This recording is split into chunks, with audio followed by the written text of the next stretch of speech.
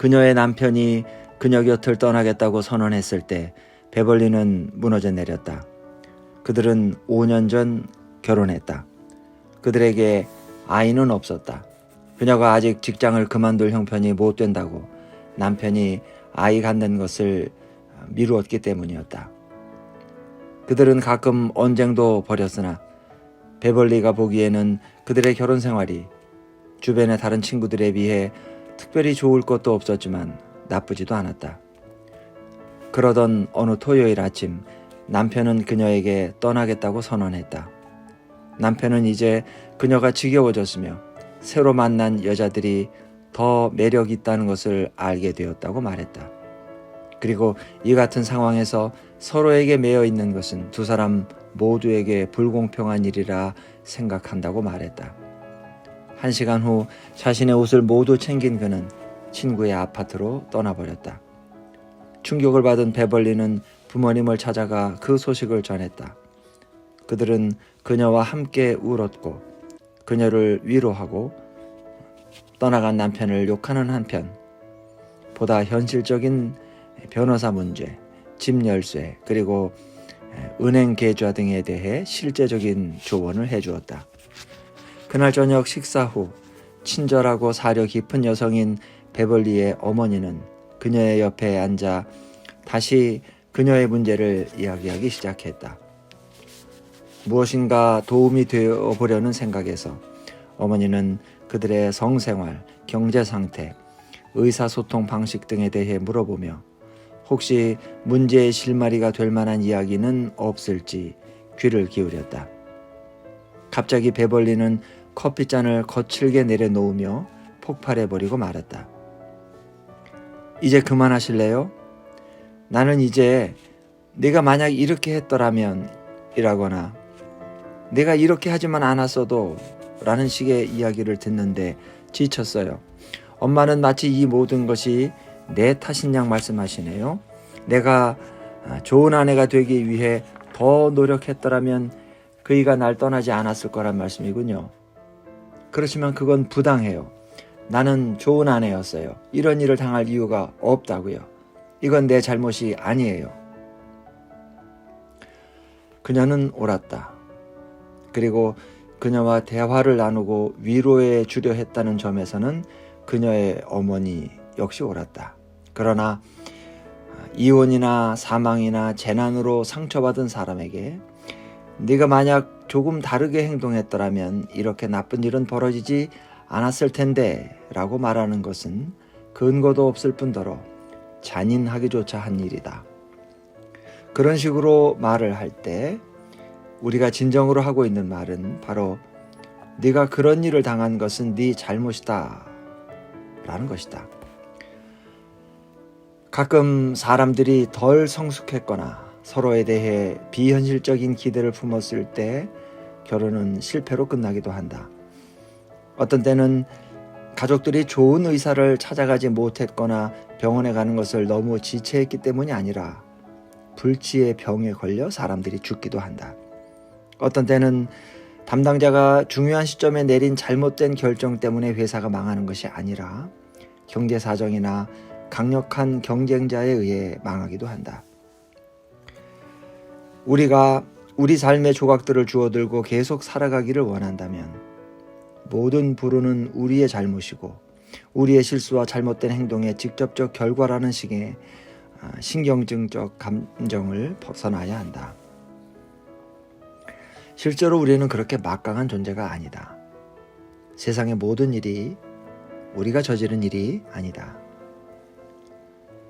몇 년 전 나는 남편과 15살 난 아들을 하나 남기고 38세에 백혈병으로 사망한 한 여인의 장례식을 집전한 적이 있다.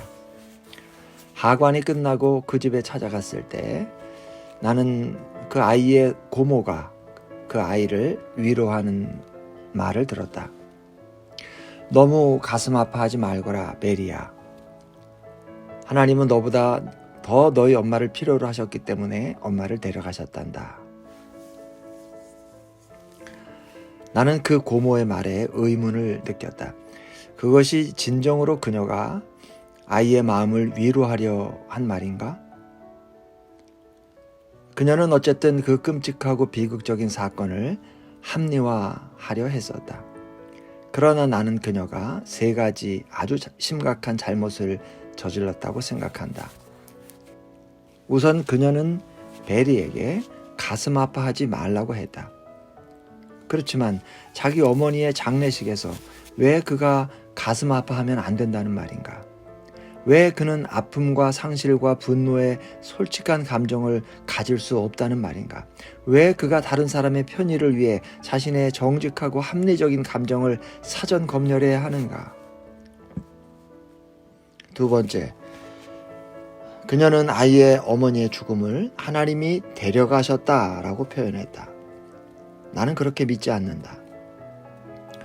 그것은 하나님에 대한 나의 이해에도 맞지 않으며 아이로 하여금 하나님을 원망하게 하고 위로를 위한 종교적 목회에 대해 마음을 완전히 열지 못하도록 만든다.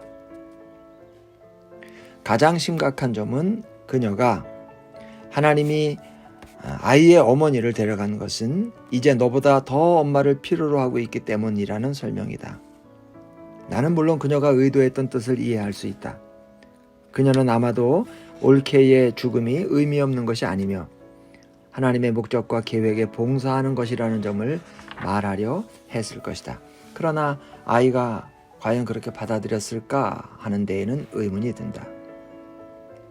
아이는 그 말을 이렇게 들었을 것이다. 너희 엄마가 죽은 것은 네 탓이다. 너는 엄마를 충분히 필요로 하지 않았어. 네가 만약 엄마를 더 필요로 했더라면 아직도 살아계실 텐데.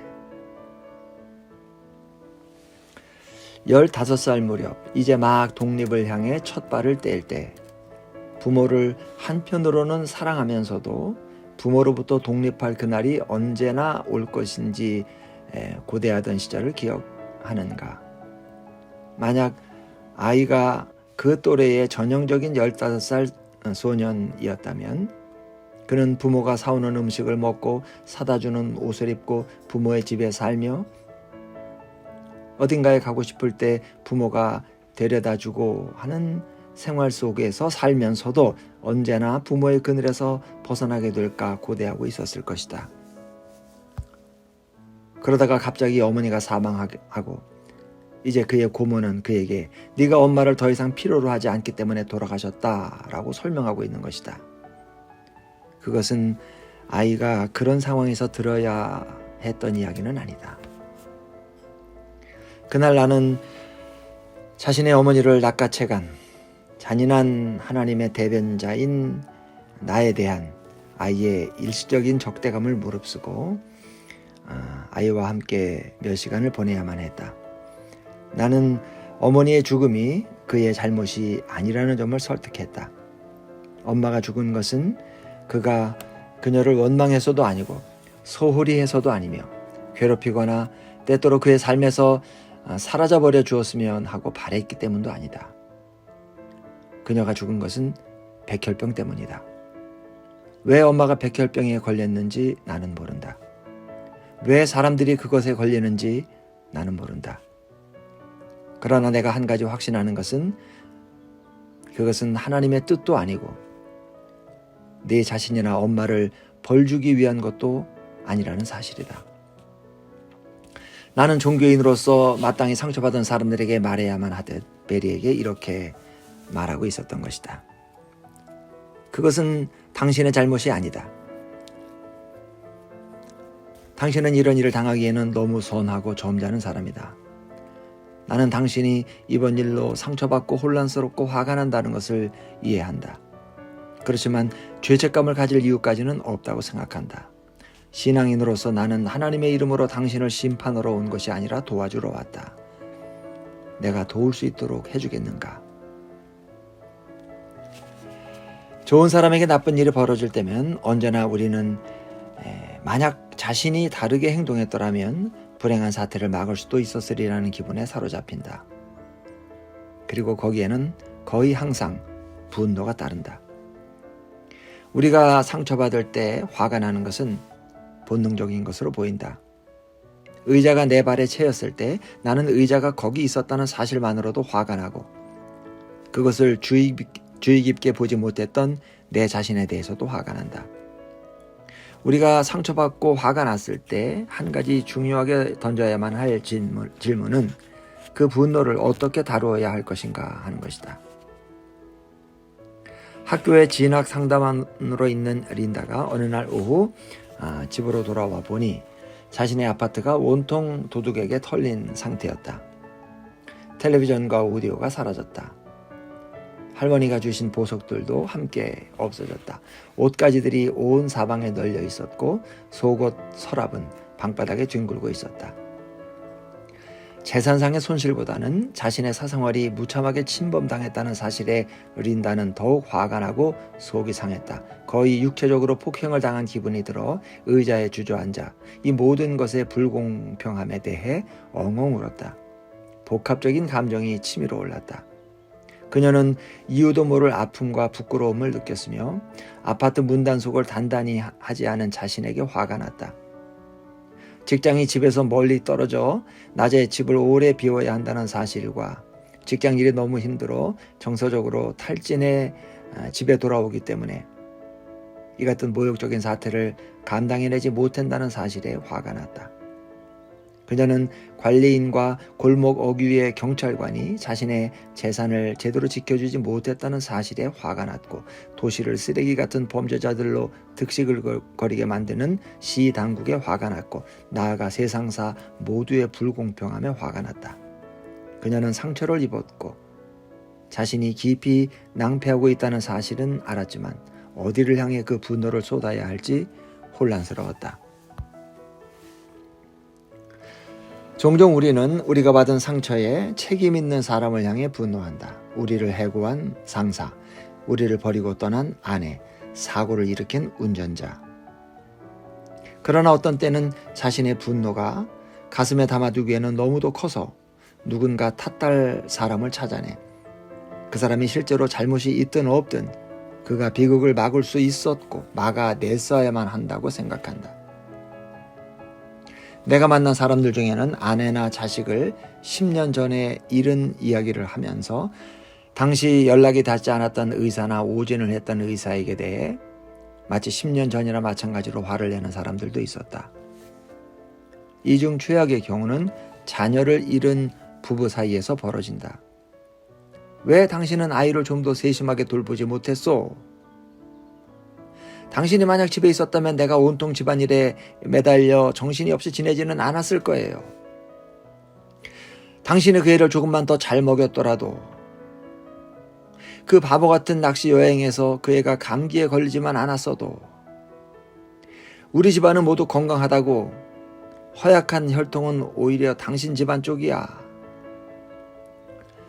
서로를 사랑하던 남녀가 이렇게 심한 상처를 입히게 된다. 그들은 상처받았기에 화가 나고 그 분노를 가장 가까운 목표를 향해 쏟아붓는 것이다. 그렇게까지 비극적이지는 않지만 그와 비슷한 경우로 직장을 잃고 아내에게 화를 내는 남자도 있다. 집안일로 주의를 산만하게 만들어 일에 집중할 수 없도록 만들었다든가 아내가 부추겨 자신을 부도덕하게 만들었다든가 직장 상사나 중요한 고객을 제대로 접대하지 못했다는 이유 등으로 말이다. 자신의 분노를 떠넘길 다른 사람을 발견하지 못할 때에는 그것을 스스로에게 돌리기도 한다. 우울증의 교과서적 정의는 밖으로 분출되지 못한 분노가 내부를 향하는 것이다. 누구나 주변에서 죽음, 이혼, 실직 등으로 인해 우울증에 걸린 사람을 하나쯤은 알고 있으리라 짐작된다. 그들은 집에 틀어박혀 점심때까지 자고 외모에 신경을 쓰지 않으며 친구들과의 모든 관계를 기피한다.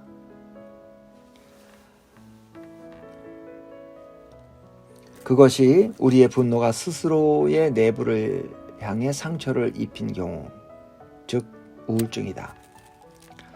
만약 우리가 자신을 비난한다면 그것은 스스로 잘못한 일에 대한 징벌로서 자신을 학대하기를 원하는 것이다. 그리고 어떤 때 우리는 하나님에 대해서도 화를 낸다.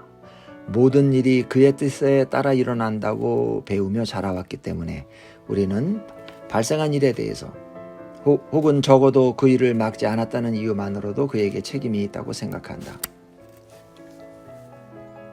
또 다른 경우에는 비종교적이던 사람이 도전적이고 분노에 차서 종교적이 되기도 한다. 한 남자는 내게 이렇게 말했다. 이제부터 나는 하나님을 믿기로 했습니다. 그래야만 내가 겪은 일을 생각할 때마다 누군가를 비난하고 저주하고 그를 향해 소리칠 수 있으니까요. 체인 포톡은 약속이라는 그의 소설에서 아버지에 대한 분노를 감당하지 못해 정신병에 걸린 한 소년의 이야기를 다루고 있다. 마이클 고든은 자기 아버지를 너무 사랑하고 추앙하기 때문에 자신이 종종 아버지에 대해 화가 나고 그를 원망하곤 한다는 사실을 직시하지 못한다. 정신과 의사인 데니 썬더스는 자기 역시 막강하고 존경스러우며 독단적인 아버지에 대해 사랑과 미움과 존경과 분노라는 양면적인 감정을 경험했었기에 마이클을 성공적으로 도와 치유할 수 있게 된다. 약속에 등장한 인물 중 매우 인상적인 사람은 랍비 칼만이다. 칼만은 랍비 학교의 선생이다. 랍비 칼만은 홀로코스트의 생존자였다. 그의 부인과 자녀들은 수용소에서 사망했다. 그는 철저한 정통 유대교파였으며 하나님의 존재에 대해 의문을 품는 것은 물론 심지어 왜 하나님이 그렇게 행하는지에 대해 의문을 품는 것조차도 죄악으로 간주했다. 사람은 누구나 의심 없이 온 마음을 다해 하나님을 믿어야 한다는 것이었다.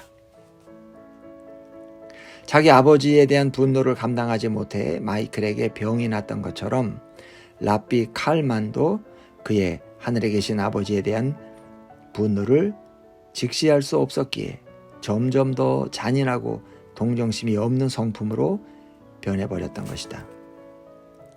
그는 자신의 마음속 깊은 곳에 가족의 죽음에 따른 하나님에 대한 엄청난 분노가 숨어 있음을 알았고 어떤 질문이든 하나님에 대한 분노를 촉발시킬 것이며 그것은 나아가 하나님과 종교 전반에 대한 부정으로까지 발전될 것이라는 사실을 알았기에 하나님에 대한 어떤 의심이나 질문도 허용할 수 없었던 것이다. 그는 그런 위험부담을 질 수 없었다. 랍비 칼만은 자신이 분노의 끈을 놓아버릴 경우 그것이 하나님마저 파괴할 정도의 가공한 힘을 가졌다고 믿었기에 두려웠던 것일까? 아니면 자신이 얼마나 분노했는지를 노출시키면 하나님이 더 큰 벌을 내릴까?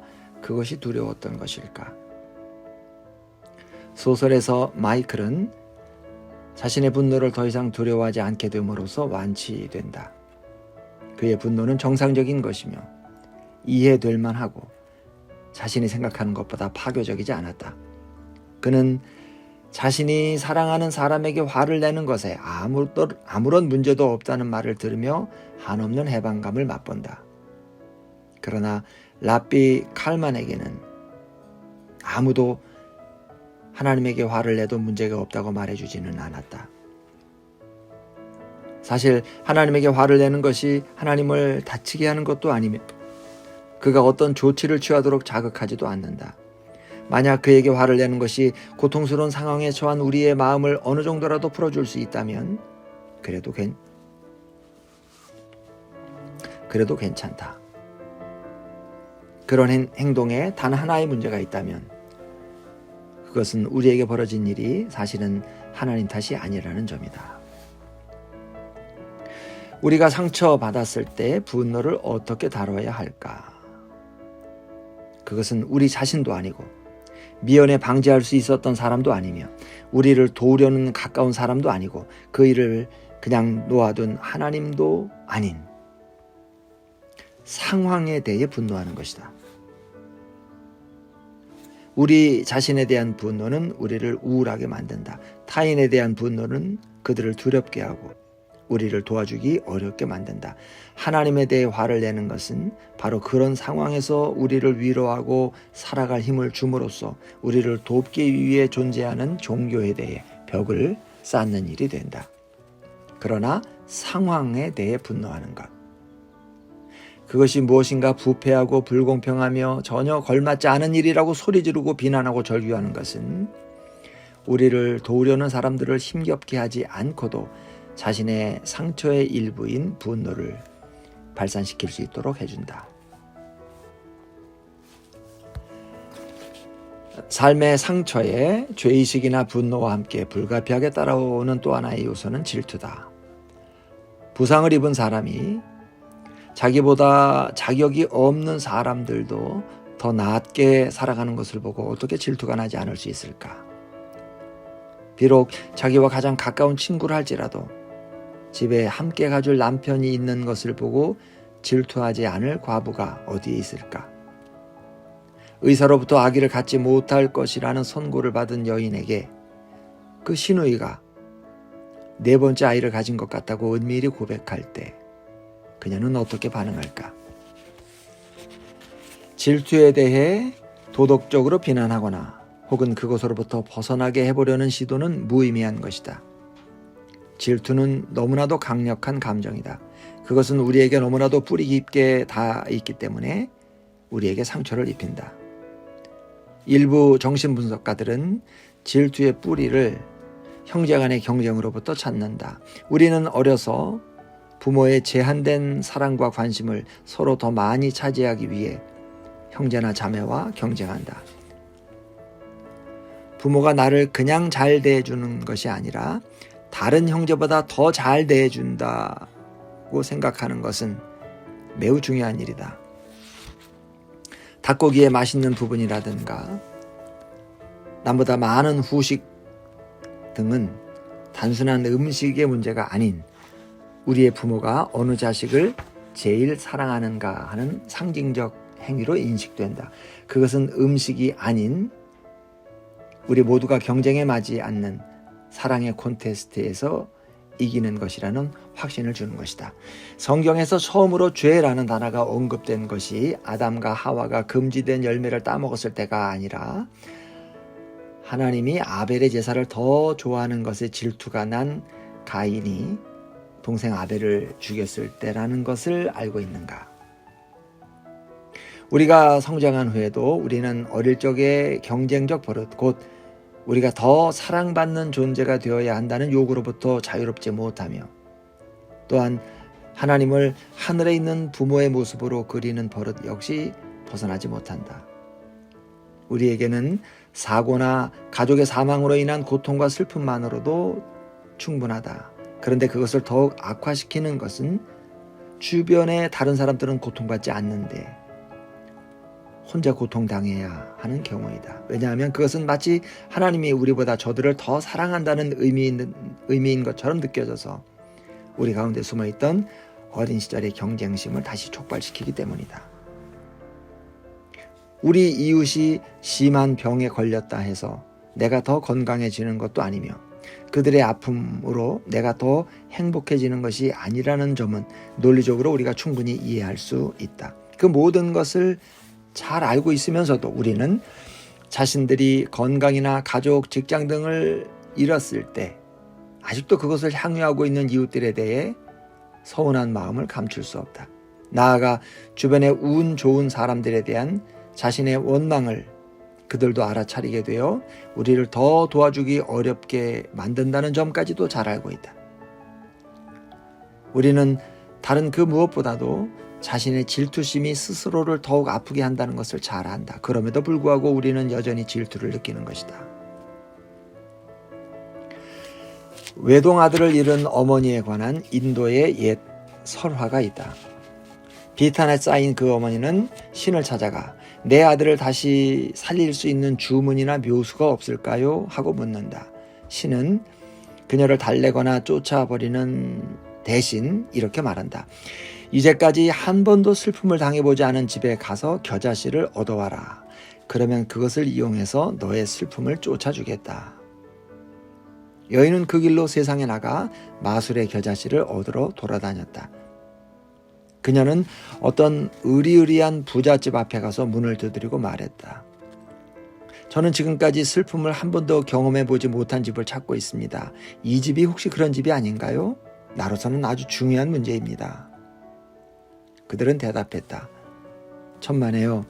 잘못 찾아오셨습니다. 그리고는 최근 그들이 당했던 모든 비극적 사건들을 이야기해 주었다. 여인은 속으로 생각했다. 나같이 불행을 당한 사람 말고 누가 이 불쌍한 사람에게 더 위로가 될 수 있겠는가? 그녀는 그 집에 남아 그들을 위로하고는 다시 불행을 겪지 않은 집을 찾아 나섰다. 그러나 그녀가 어디에 가든 어느 고장, 어느 집에서도 슬픔과 불행의 이야기가 없는 집은 단 한 집도 없었다. 결국 그녀는 다른 이들의 슬픔을 위로하는 데 푹 빠져서 자신이 겨자씨를 찾고 있었다는 사실도, 그것이 자신의 슬픔을 몰아내 주리라는 사실도 잊고 말았다. 우리는 우리가 지니지 못한 것을 가진 사람들을 원망하고 시기하지만 그 사람들도 나름대로 상처와 아픔을 지니고 있다는 사실을 깨닫는 것이 아마도 질투심을 치유할 수 있는 유일한 방법일 것이다.